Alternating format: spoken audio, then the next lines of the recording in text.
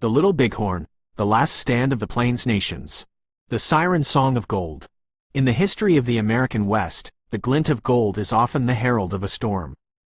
In 1874, gold was discovered in the Black Hills, the sacred Paha Sapa of the Lakota. This violated the 1868 Treaty of Fort Laramie, which had guaranteed these lands to the indigenous people forever. When the U.S. government failed to buy the mining rights for an insulting price, they turned to force. A chilling decree was issued.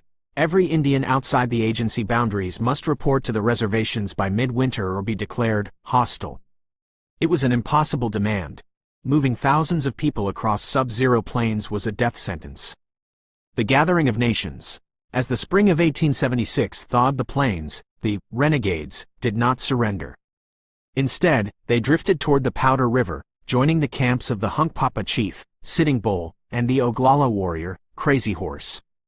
This became one of the largest gatherings of indigenous people in history, a village of 10,000 souls stretching 5 kilometers along the Little Bighorn River. The U.S. military launched a massive three-pronged offensive to trap them. But the strategy faltered early. On June 17, Crazy Horse struck General Crook's column at the Rosebud, forcing a retreat. Unaware that Crook had been neutralized, the remaining columns pressed on toward the great village. Custer's fatal ambition. Leading the vanguard was Lieutenant Colonel George Armstrong Custer and his 7th Cavalry.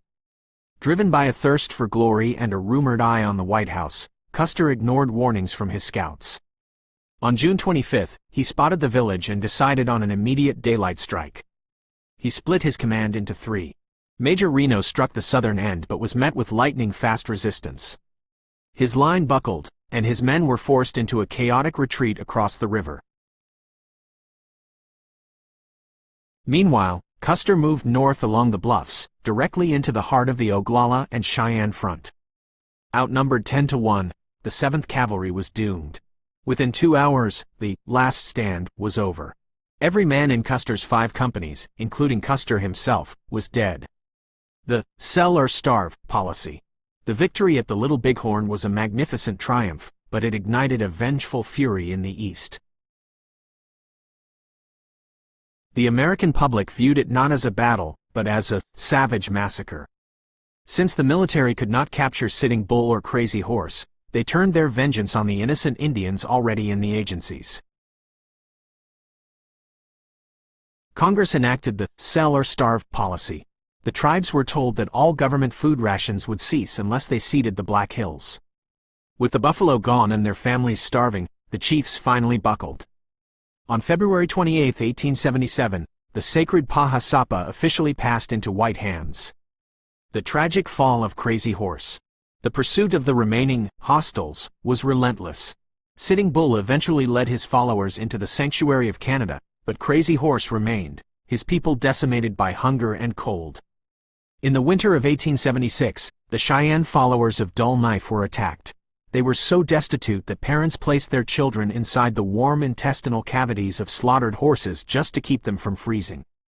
Exhausted and seeking a home for his people, Crazy Horse surrendered at Fort Robinson in May 1877, trusting a promise of a permanent agency on the Powder River. It was a lie. Fearing a new uprising, the military ordered his arrest. On September 5, Crazy Horse was shocked to find his former friend, Little Big Man, serving as his captor. As he struggled against the iron bars of a guardhouse, a soldier plunged a bayonet into his abdomen. An eternal legacy. Crazy Horse was 35 years old when he fell. His parents buried his remains in the sacred earth near Wounded Knee. He left behind a legacy of absolute defiance, a man who refused to be photographed, refused to sign away his land, and died fighting the very bars that sought to cage him. Though the Black Hills were lost, the name of the Oglala star continues to echo through the mountains he loved.